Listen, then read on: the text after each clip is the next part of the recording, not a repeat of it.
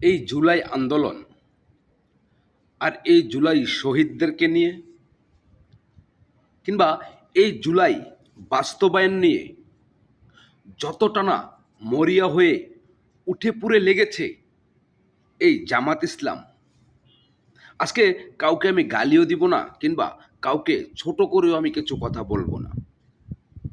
শুধু আপনার বিবেককে আপনি প্রশ্ন করবেন আমার কথাগুলো শোনার পর। এই জুলাই 5 আগস্ট আর জুলাই আন্দোলনটা গোটা বাংলাদেশের শ্রমজীবী মানুষ থেকে ধরে ছাত্র বলেন কিংবা বলেন রাজনীতিবিদদের যত লোকজন ছিল সবার একটা অংশগ্রহণ ছিল কিনা প্রশ্নটা আপনার কাছে। এখন এই জুলাইটাকে যেভাবে এই জুলাই সনদ বাস্তবায়ন নিয়ে যেইভাবে এই জামায়াতের লোকজন মরিয়া হয়ে পড়েছে কিংবা তারা এই জুলাইটাকে ব্যবহার করে যে একটা পর্যায়ে যাওয়ার চেষ্টা করছে, আপনি আপনার বুকে হাত দিয়ে, যদি আপনি মুসলমানের ঘরে জন্ম নিয়ে থাকেন তাহলে আপনি আপনার বুকে হাত দিয়ে বলেন 1971 মুক্তিযুদ্ধ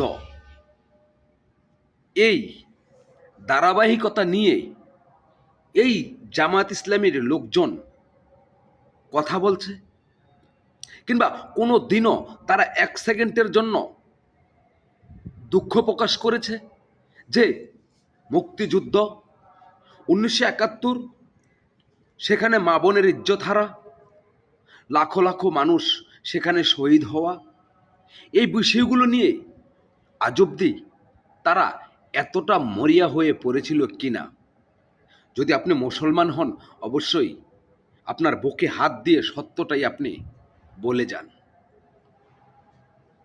আজ এই জুলাইটাকে পরিপূর্ণভাবেই একটা ব্যবসা প্রতিষ্ঠান করে তুলেছে।